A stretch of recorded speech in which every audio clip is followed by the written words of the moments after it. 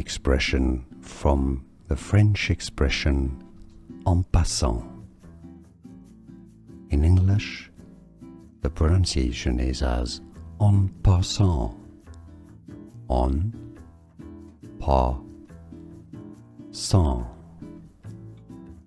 A method of capturing in chess. En passant. An expression from the French expression en passant. In English, the pronunciation is as en passant. En passant. A method of capturing in chess.